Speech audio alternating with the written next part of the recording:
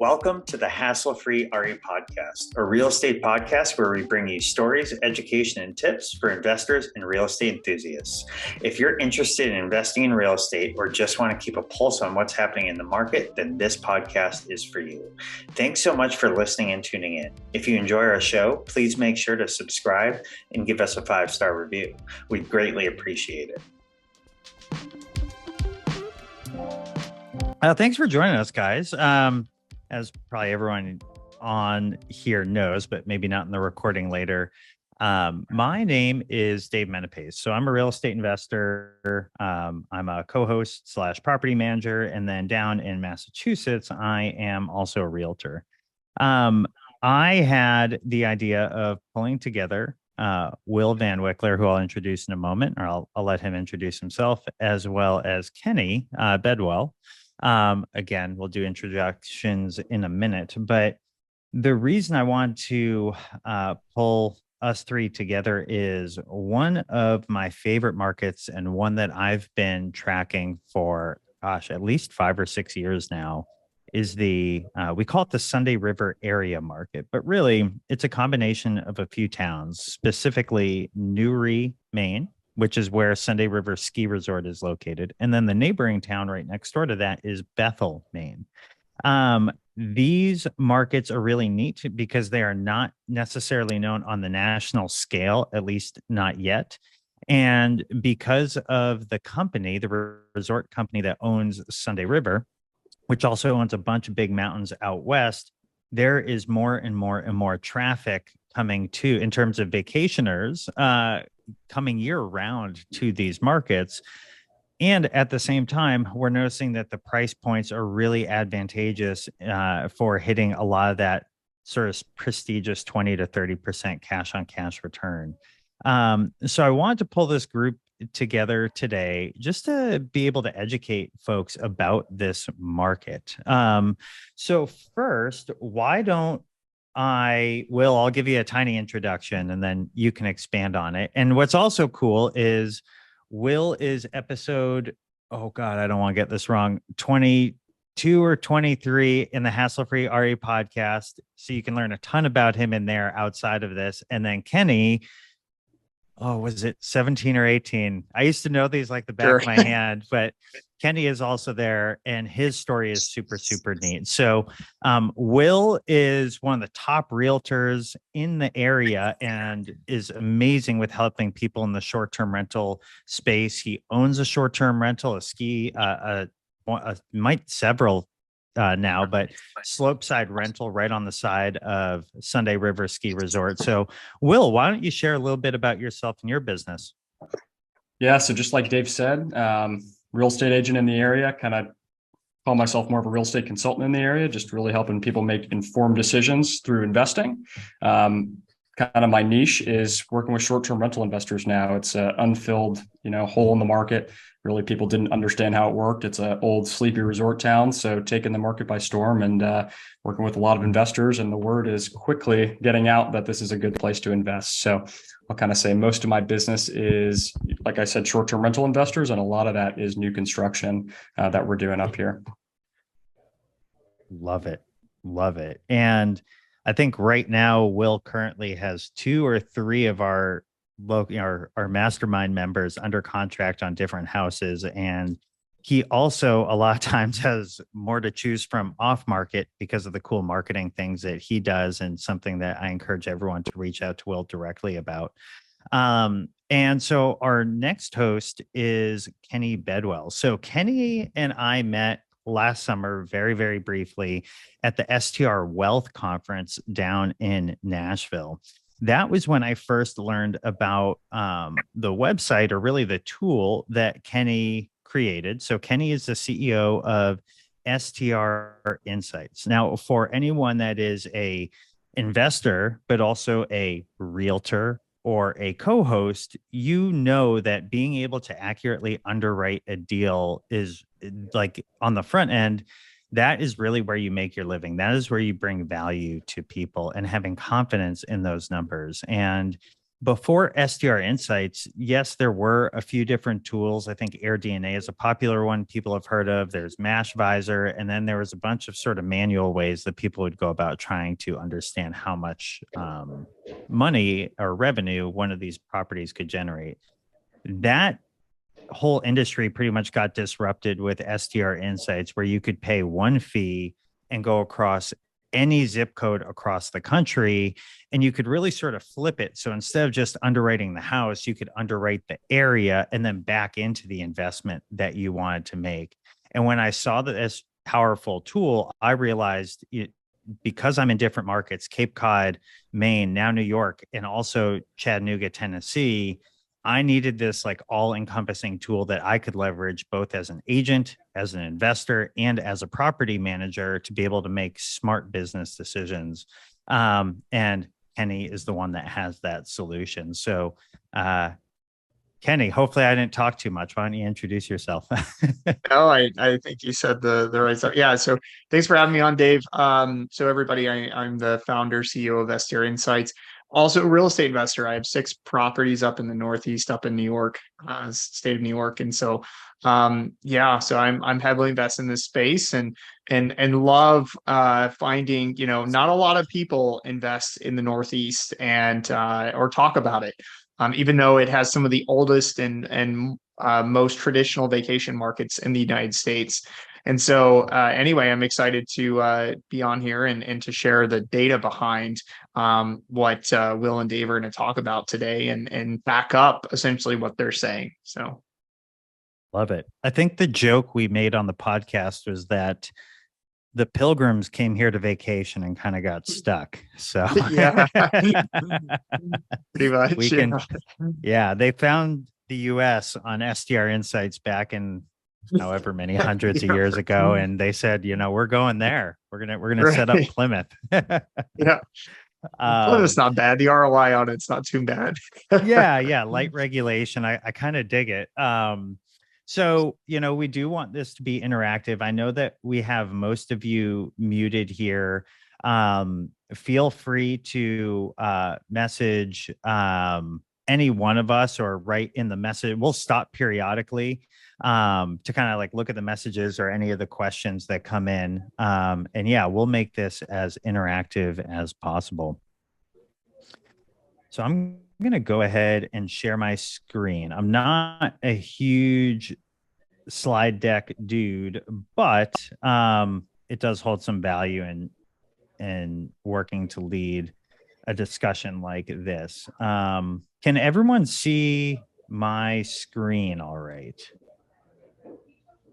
I'll take that as a yes. And if everyone could just, until you have a question or if you want to jump in with a comment, if everyone could just mute just to make it a little easier, that would be great. So Sunday, the way we're going to kind of break this up is we're going to talk about Sunday River, Newry, and Bethel. Will is going to give everyone sort of an outline as to the real estate market.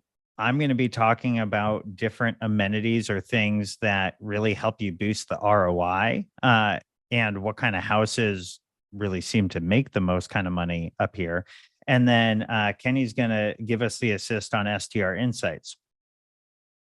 So with that, let's see if I can. Cool. Whoops. Let me go back. Will, why don't you kick things off and just kind of educate folks about the area? Absolutely. So the Sunday River region, as we call it, is such a hotspot ski resort for a couple of reasons. Most importantly, it's the largest resort in the Northeast, soon to be the country. Boyne Resorts did a recent acquisition, so they now own the real estate, they own the land, and they own the rights to the resort. This is big for not only people in Maine, but also out of state. Most of the resorts in Maine are usually only Maine skiers going there. Sunday River is so unique just because of its location. It's close to Boston, Massachusetts. It's close enough for New York City folks to drive there.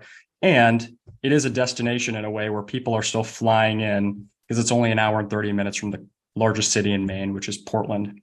So geographically wise, it's super robust in that sense because it's accessible It has the big resort amenities, but also still has that main feel that so many folks are looking for.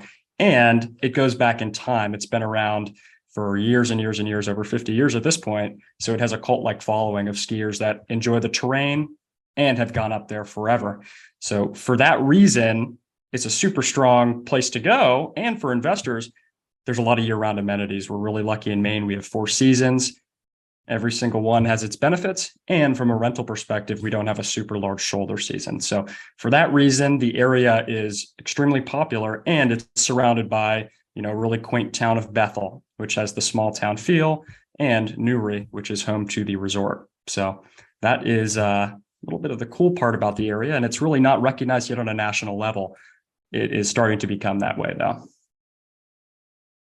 Yeah, once we start kind of introducing it into the masterminds, a lot of really strong operators are like, ooh, kind of like the numbers that I'm seeing here. Yeah. Just like some basics, if anyone is in here and isn't quite as familiar with the short-term rental investing space, or, even if you're a skier or want a good place to go hiking in the summer, and you're kind of thinking, maybe I can offset my expenses by short-term rentaling my home, there's a couple different things that go into just underwriting. And when we say underwriting, we're really talking about just analyzing a property from the price you're paying, what's going to cost to launch it, and then the revenue that you can make. And of course, depending on what your goals are, your underwriting standards might be strict or they might be loose, and that's okay. But really, when we talk about underwriting, every investor themselves has to sort of think about, like, what are your non-negotiable investing standards, from what you're willing to pay, what you're willing to make, or what you're willing to invest in the property. And only each individual investor knows what that criteria is for themselves. So there I have price return. And then there's also operational expenses. So I won't beat around the bush. A house up in Maine, New Hampshire, Vermont, any mountain home, they're likely going to cost a little bit more to operate, or sometimes a lot more to operate than a beach property, for example, where, up in Maine, you are dealing with snow removal. You might have higher costs relating to some of the different utilities and things of that nature. And at the same time, you do find that overall your gross revenue can be higher because you do have a larger season. Like Will said, there's really no off season up in Maine.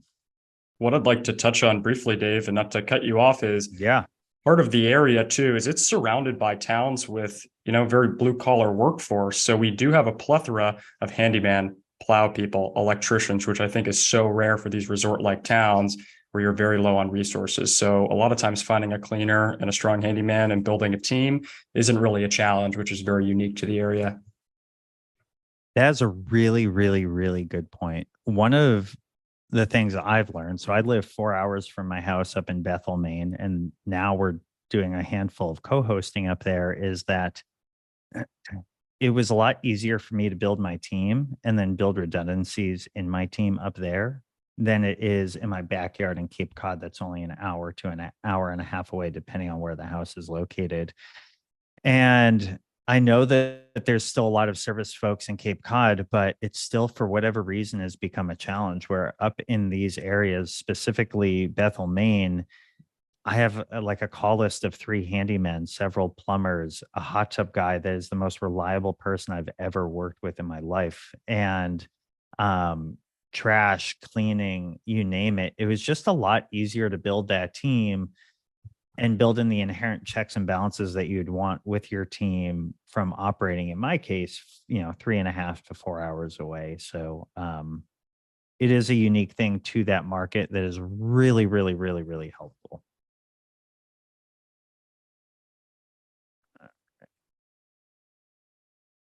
Whoop, went one too many. Cool.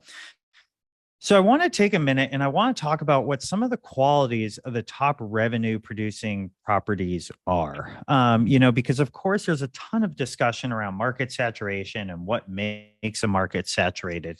I'm not going to sit here and say every market is saturated in the country. That's just not true.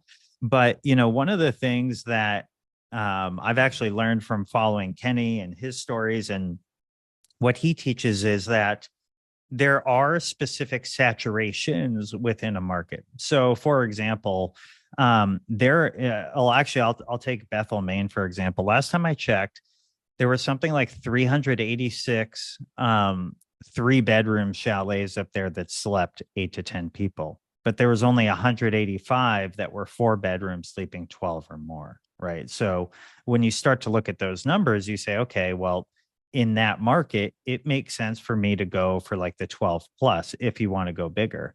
At the same time, there's actually not a ton of smaller, like A-frame style houses, more those kind of like cool, unique vibe, unique stays. There's not a ton of competition down at the 4 to 6 range either, which are, obviously a much lower price point. And those would be more of like a 2-bedroom. So you might get like a really small family. You might have like couples retreat type of deal with those houses. So it's just important to understand that. And what I've found, at least from the higher revenue generating properties, is any house that can sleep 12 or more seems to do the best up there. And the other reason I like those houses is that, to be able to offset the expenses that might come with snow removal, shoveling, trash pickup, your hot tub fees, and things like that, having the 12 or more just kind of gets you there easier. It's a little bit more sustainable. There's also location of the home. So we're going to talk about in a minute in the next slide, or it might be the one after, a few different pockets that, usually from a short-term rental perspective, I sort of share with people to move into, and Will does the same, because there's definitely these pockets and clusters of areas up there that have the best or highest performing short-term rentals. We've found that a lot of the highest producing homes up there have a cool view, even if it's a seasonal view. So my house up there does not have a year-round view. Once the leaves fill in, you can't see those mountain ranges anymore. But at least having that photo shot from the winter, when you have a full view of the mountain right from the loft of my house and from the deck, those seem to do really well. And what's nice about the houses with views is it makes it so like that is a draw. That's a draw to your house in that location. Things like amenities. So, down in the Smokies, more and more people are putting those indoor pools and all sorts of really neat things in their homes. You don't have to go quite that deep up in Bethel and Newry. Honestly, I really like to tell people a baseline is a hot tub. And there's actually a company up there called Mainly Tubs, and they'll sell you the hot tub with 0% financing. So really, your guests are paying for that hot tub. I got the most expensive one they had because I wanted to be able to fit 7 to 8 people. It cost me 13 grand. 0% down, 0% financing, cost me $240 a month, and that's 100% paid for by the guests. There might be some stuff that I call bonus amenities. So a bonus amenity might be a sauna, right? Like there's hardly any houses up there, especially in that sort of $400 to $700 ADR price range, like for a guest, that has a sauna. Again, that's not actually that expensive of an amenity to add, but it can definitely help boost your rate, and won't cost you that much money once you have it up there. Another bonus amenity that I like to tell people about is going to be having a generator. First, it protects your hot tub, but around Christmas, everywhere from Maine down to Tennessee, people were having to put people up and put guests up in different locations, hotels or other STRs, or they're just having to give money back to people. We didn't have that problem because we installed a whole house generator last fall. And that's one of those things where, and you better believe I put right in my listing title after that, generator, all in caps. And we got a ton of bookings after that. So just some of the things up there. And the last one that I like to try and tell people to plan for, if the house doesn't have it, then think about installing it, is air conditioning. You didn't used to need it up there. It didn't used to be as hot as it's starting to get, but more and more and more people are going up to the mountains in the summer to enjoy all the different things that are up there. Hiking, lake boating, there's a casino up there, all sorts of stuff. And air conditioning is becoming more and more important. And it also makes it so people keep the windows shut at night. So if they're loud, they don't disrupt neighbors.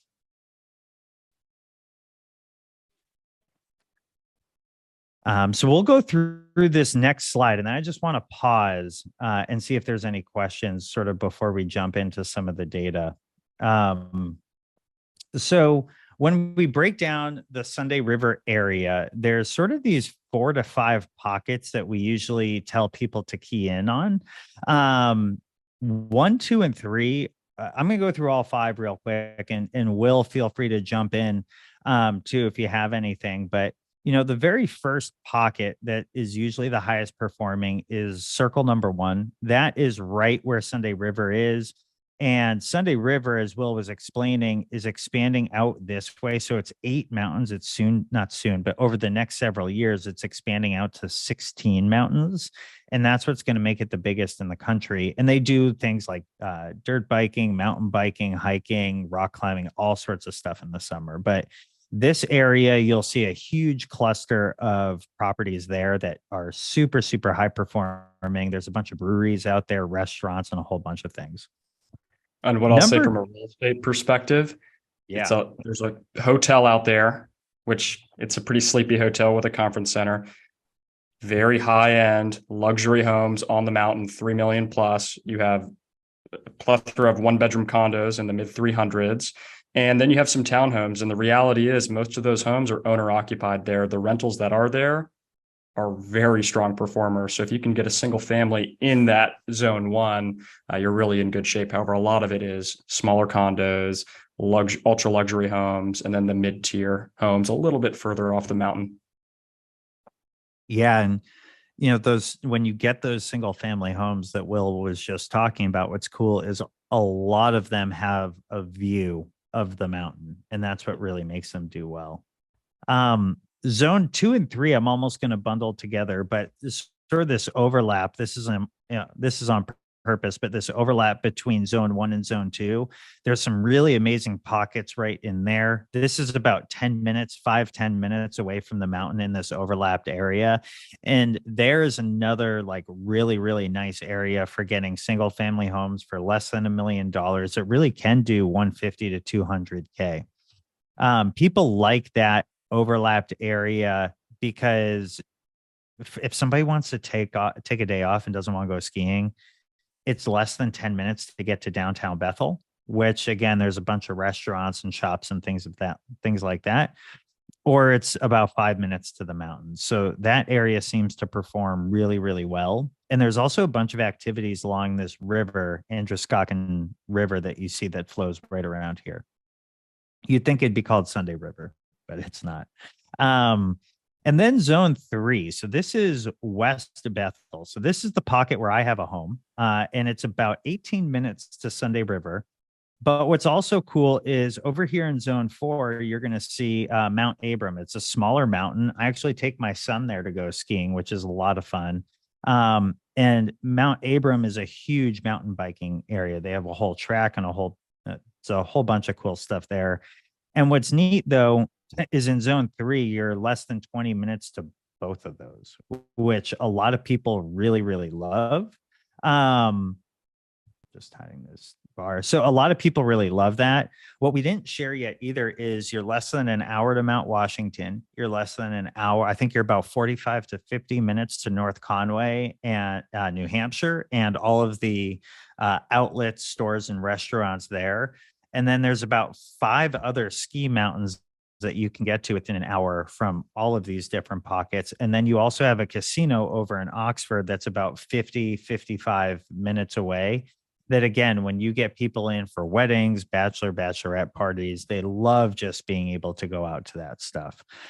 What's also pretty neat is, not to steal Will's thunder, but Will has been in with a developer over here in the West Bethel area, and it's pretty cool. They've been working on designing those homes to specifically be short-term rental homes, and you can finish them off and say, I want a movie theater here, or I want, the owner's closet right here.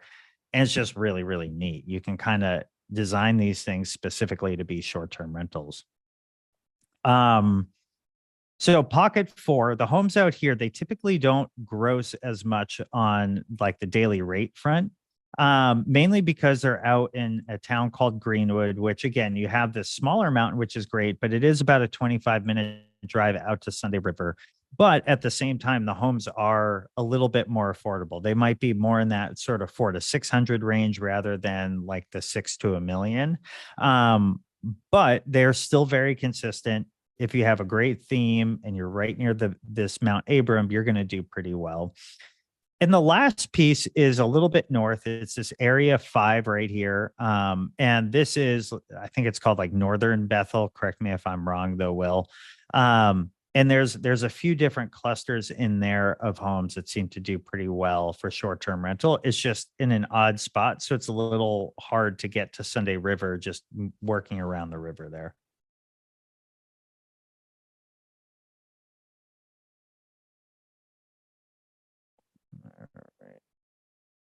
Let's see here. So I want to just show a few different views. And then after that, so maybe in about 5 minutes or so, why don't we break out STR insights and just show the lay of the land in Newry from there. But, this was, I did not pull this from STR insights. I'm sorry, Kenny. I pulled it from AirDNA, but overall, it's pretty accurate, in terms of what I see. So in the Newry market, a good, like you do really want to be able to set your home up to be able to hit 70 to usually like high 70% occupancy rate. And it is pretty achievable. And this little graphic here, I'd say that this isn't quite accurate. I do find in January, February, March, you actually want to be higher to about 85 to 95% occupancy. I think his condo's been at like 100% occupancy for a while now, and we've been at about 90 in the Bethel range, Bethel area. And then in your slowest seasons are going to be April and May. They call it mud season. You're sort of in between spring skiing and it's not quite warm enough for summer yet. For booking lead time, 91 days, I've been seeing it closer to, I guess my whole summer's booked up at this point. So that would be accurate for some of the bigger vacations. And then we fill in a lot almost in that 3 to 4 week range. And then, I'd say my average length of stay is right around 3 to 4 days. And what I'll say from an occupancy perspective, the Newry area has such low inventory. A lot of these homes in the Newry area, they're owned by people using them as second vacation homes. Yeah. Oftentimes you might see they have a booking calendar open for 30 days a year, right? So they're just looking to pay their taxes pretty much with some rental income on the side. There's not a lot of purpose-built, highly utilized rental properties in this circle. So the folks that do have properties in this circle can really, really perform, 70 to even 90%, like Dave said.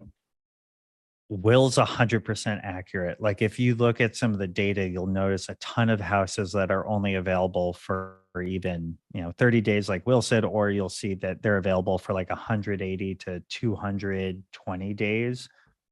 And the time of the year they're not renting it out is the winter. And it's hilarious because even in those 2/3 of the year, they'll still crack 100K, and a lot of their photos are just taken with a cell phone. I mean, the competition level is really low, which is just something I love about the market itself. And it does skew the data a little bit for us. I mean, we know it because we know the market from an outsider's perspective. You see, maybe 15% occupancy. Well, their ADR is outrageously high because they want only the best folks to rent it. Cell phone photos, oftentimes only listed on one booking platform, no SEO, and they're still doing over 100,000. So it just shows the potential for strong operators. Yeah, no, it's great. And then we have the Bethel areas really it's 2 through 5. Again, here, occupancy rate, I know it says 64. We've been, I think when I last checked, we've been at like 89% since last June. Or no, that was the revenue. We've been closer to like 85% since last June is what it was. And I would say an interesting experiment for us, Dave, at some point would be to pool the houses that are actually purpose rentals. Yeah. And see the occupancy rates, because it really seems to me 80% on average for folks that are using them as short-term rental investment properties versus a lot of the folks keeping it for the ski season, renting it out for fall and summer, which is interesting. You're 100%. That would be fun. Maybe it's a project for my new intern. We'll see what happens. Great project. Yeah. So this is some data I pulled. What I want to do is, Kenny, would it be all right if we looked at this area in STR Insights and just hovered over some of the homes? Yeah, sure. We can do that. Let me share my screen.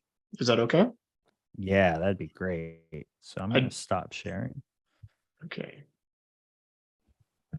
Well, here. So I first want to just kind of show everybody like to support some of the stuff that we were saying earlier, you were saying, Dave, earlier about the bedroom counts.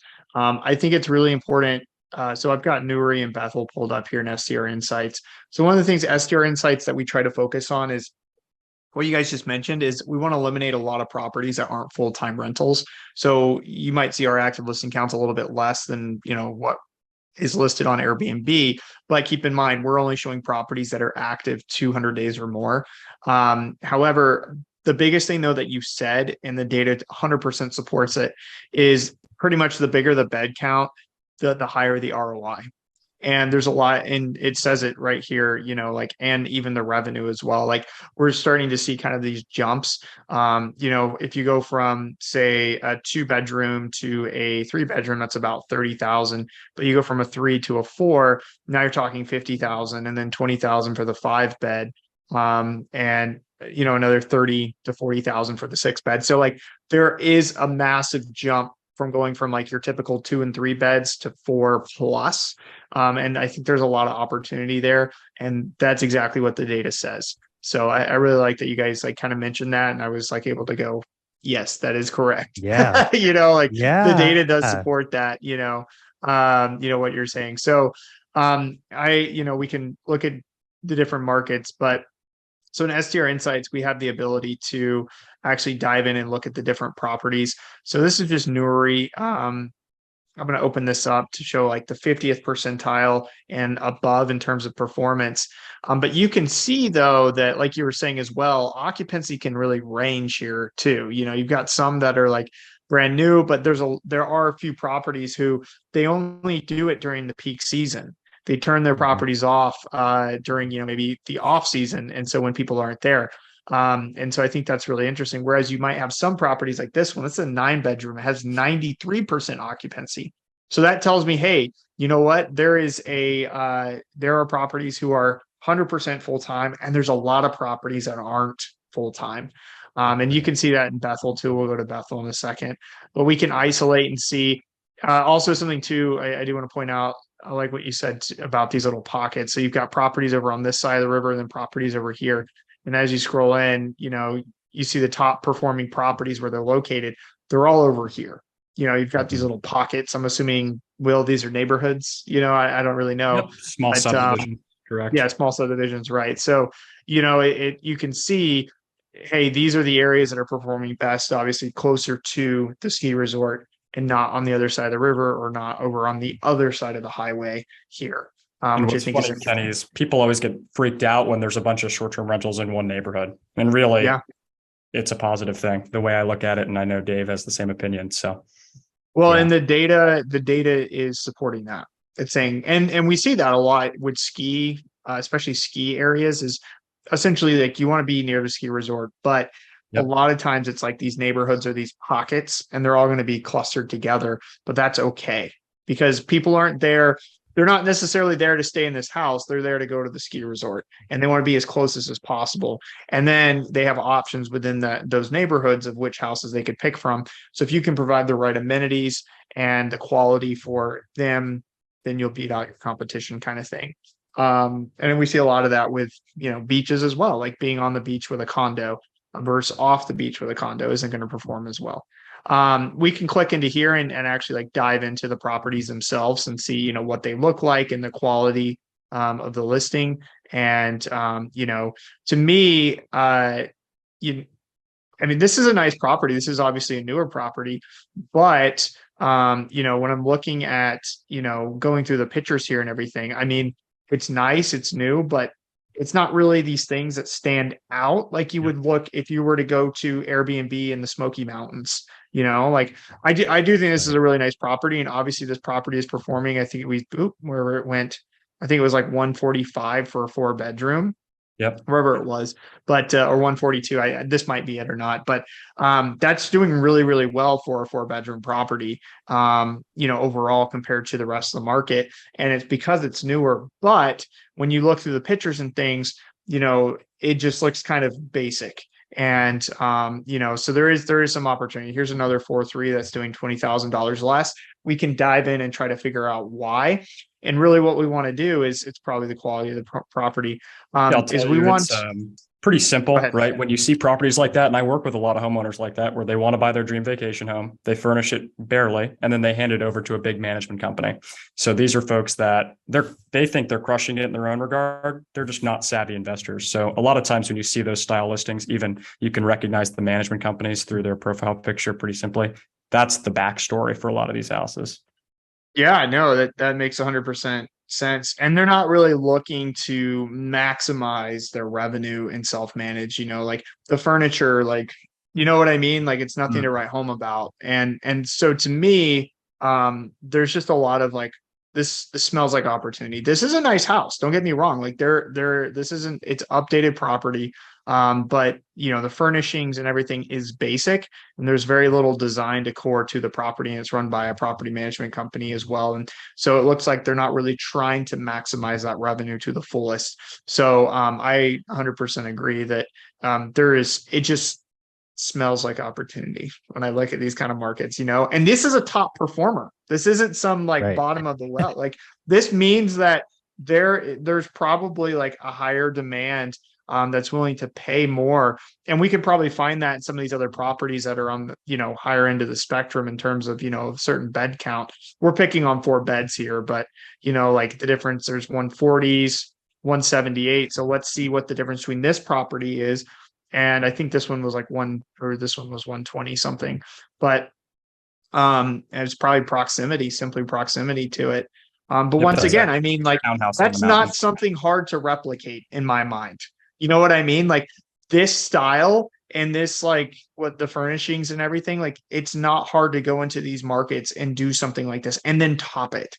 So that's one of the reasons why I'm very bullish on this market too, is you've got the growth, you've got the numbers to support everything. But then when you actually come down and look at the competition and you look at what people are doing, that what I call the barrier of entry, it's very limited, meaning that this is the gold standard right now. It's very easy to top that and to excel. So yeah, anyway, I guess I've kind of like dove in pretty deep here. Do you want me to look at Bethel or any other questions, or what do we want to do from here? Yeah, let's start to move over to Bethel, but let me also just ask folks, feel free to unmute yourself and jump in and ask any questions while we go ahead and do that. And I've actually kind of changed my language too with Kenny and Dave. I no longer call these like comparables. I use the word relevant. A lot of the folks I'm working with now, I tell them, hey, here's a revenue number.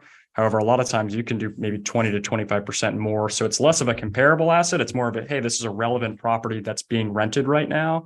A lot of these times, people from the masterminds, things like that, are just crushing the numbers that are set forth from a lot of these very basic chalets that are under management. Yeah. And what's really interesting to me too, here's a 4-bed that popped up. There's a 4-bed. It's further away from the ski resort, but it's making the same amount as that one that was like right there. So that property is underperforming, and when you look, once again, you look at the pictures and it's like kind of dark, and there's no like the furnishings they're nice, but there's nothing that makes it pop or stand out. I mean, you look at this kitchen and it's nothing to write home about. And there's things you could add to it, like a pop of color or some greenery or things like I do like that. But like on the counters, it just looks naked, And so, I mean, like, that's the kind of stuff they took professional photos here. That's probably why they're making about the same as those properties that are right on the resort, even though they're miles away. Yep. But it's still naked. There's still stuff missing. There's still things they could do better to really maximize and attract guests. And so, yeah, I mean, it's just one of those things where it's like, we can find that kind of opportunity where things stand out. Something else, though, like what you guys talked about is, obviously like the little pockets. So this area here, it looks like, is kind of where you want to be if you're going to be in Bethel, is along here on this main highway. So basically getting that access to possibly the ski resort. I'm assuming. I'm gonna let Will, answer that. But but the data and just where those points are, where those top performing properties, because we're in the 90th percentile here, is saying, hey, this is the area that you need to target.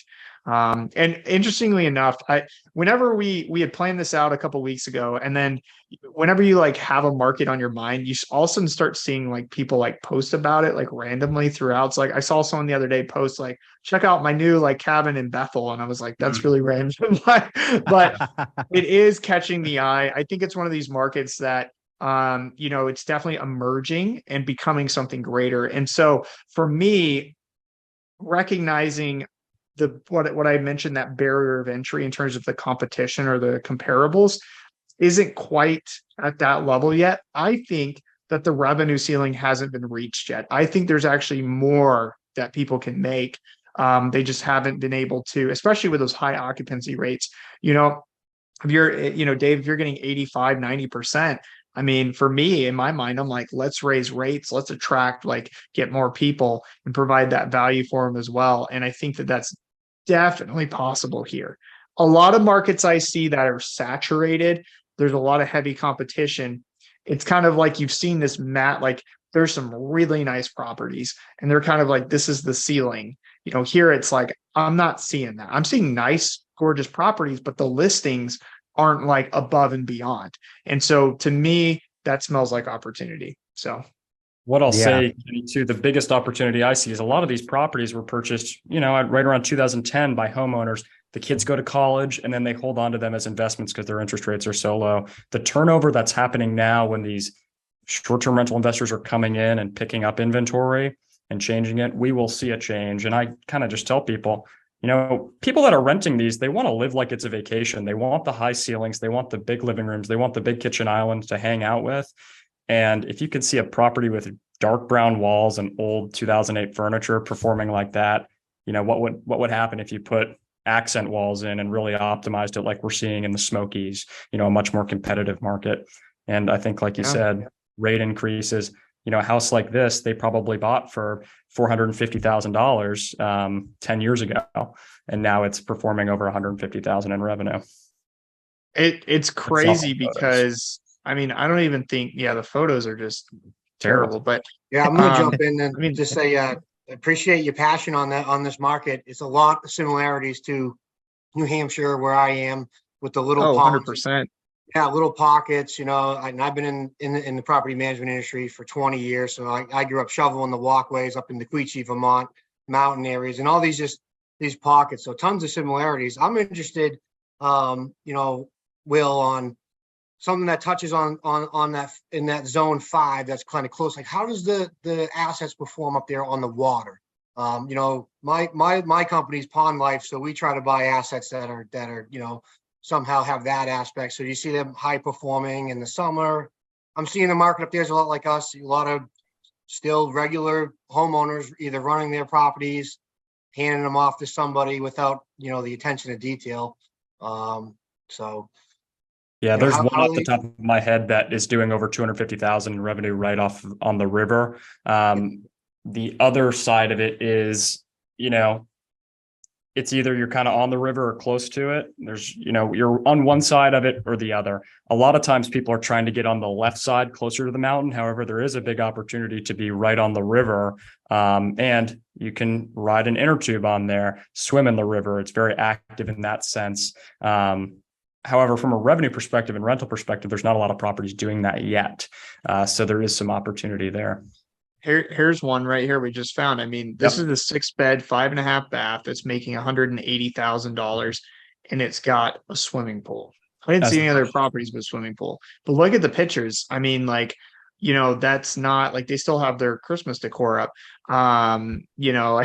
So to me, like, so like if you maybe being on water, having a swimming pool, obviously the hot tub is important, but even if you can get that swim, I mean, that just elevates and shows a return on investment. So, I mean, we could take a look at, here's maybe another one. I'm kind of like trying to find ones that have water views. It's tough from the map, from the high level, but like this one, I mean, it's doing, let's see, this 6 bed's doing 155. And I know that one in particular, Kenny, they do a lot of direct bookings. So I think they do about probably 100,000 in direct bookings on the side. as On the of side, that. yeah, and that's like me. Like some of the data you got to remember is skewed. I mean, our places we've been doing it for so long. 2016 is when I got these waterfront properties, and it's some of it, it's not getting captured. I tell people that. Hmm. Sure. Yeah, I totally understand that.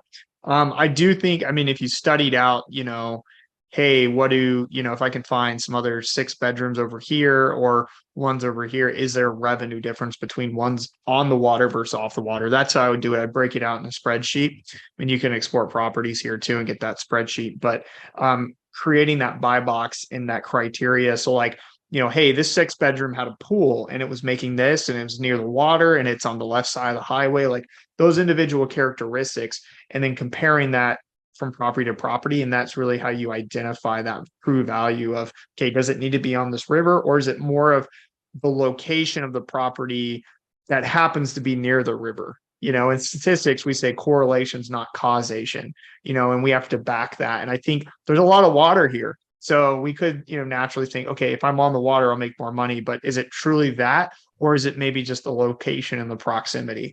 So that's how you got to break that out, though, kind of what you were saying. And that's how I would do that. So. And it could be a view of the water too, which could be important. And there are some of these houses that have, they're not waterfront, but some of them that are close enough to have a view of the water do have some sort of deeded access to the water. And that seems to be enough to like capture people's attention and get them down there, as long as the photos are good. And from a property management perspective, you might have noticed that same like 1 or 2 logos on a lot of the properties up there. And that, as a co-host in that market, I only manage like a small handful of properties, but it's been awesome because, people that have a home in like with one of those bigger management companies, I think they felt almost like they were forced to do it because they didn't know how to go find a cleaner and a hot tub person. And but those companies are so big that they can't give individual attention to homes or treat each home like a business. And so it's a great market if you ever just wanted to think about trying to self-manage, you know what I mean? Because again, all that support system is around you.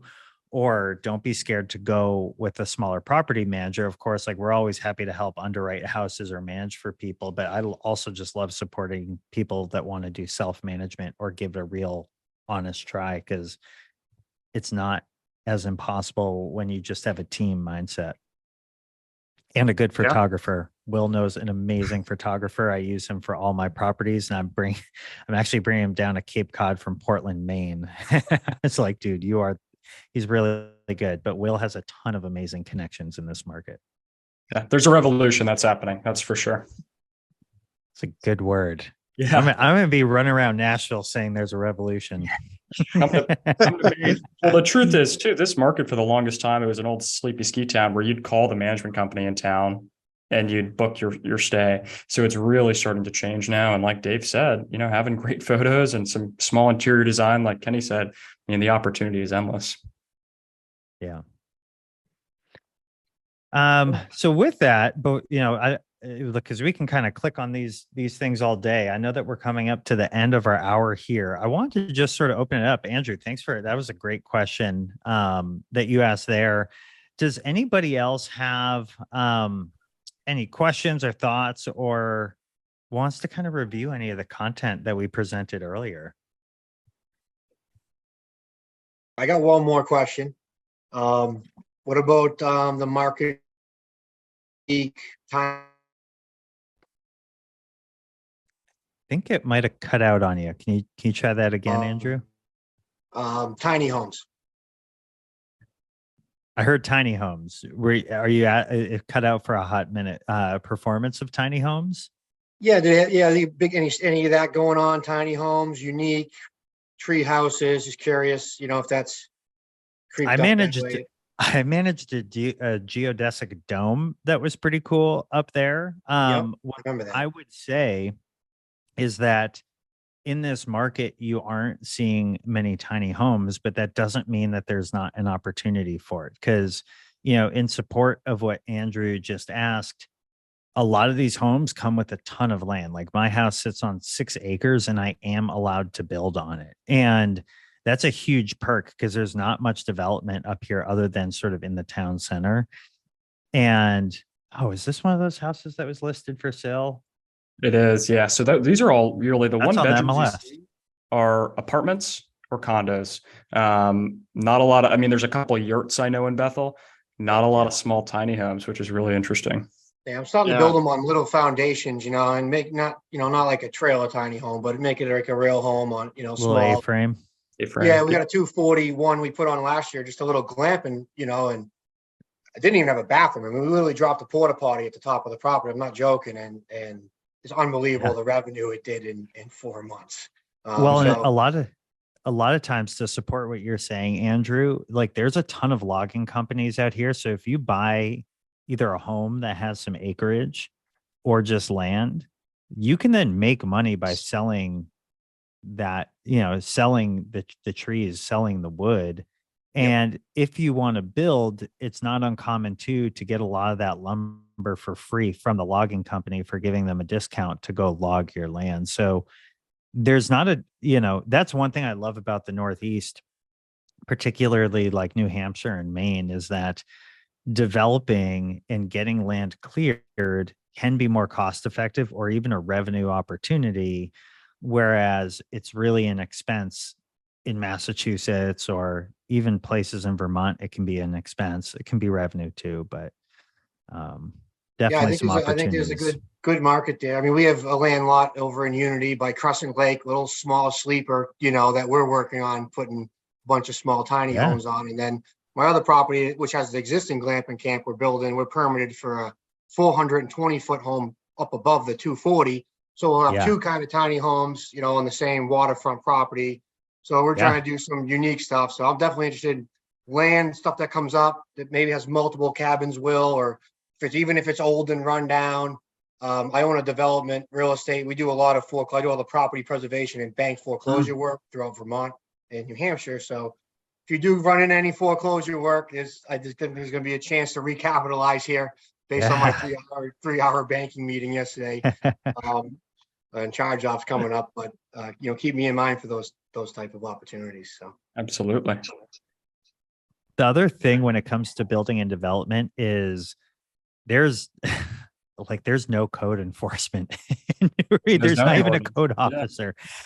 It's not saying go build something that's going to fall over, but what it says is your path to build and then recognize revenue is a lot easier than other areas of the country. We'll put it that way. So yeah, I'll second that. Here in Croydon, we don't have a building department, and it's there's a lot of towns like that, and I believe in quality housing as well and doing it right and meeting life safety code and everything, but definitely a lot of opportunity operating in these northern pockets. So I appreciate everybody's passion, especially Kenny. He really got passionate when he dived into that data. So that was great. Yeah.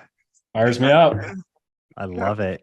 And I want, for anyone that watches this later too, I want to give a little shout out to Andrew here. So Andrew is a real estate investor among a million other things in real estate, but he is also an author, published author in Hospitable Host, the first volume, the OG. I'm not the OG, I'm in the second one. But he's also another book, Reputation Driven. So definitely recommend to folks to go get that. Available ebook or hard or soft cover. And I think Hospitable Host.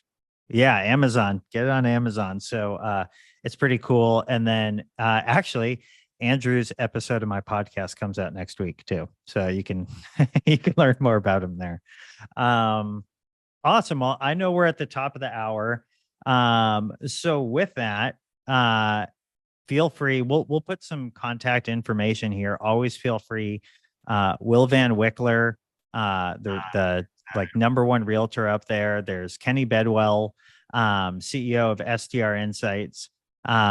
Myself, Dave CEO, Mr. Chief, and then myself, Dave Menapace of the 5-Star Co-host.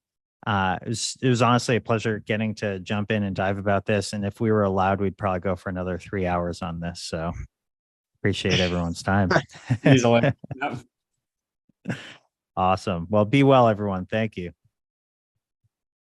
Thank you. Thanks, guys. Look forward to seeing you next week. Me too. Yeah, see you in Nashville. Absolutely. Yeah.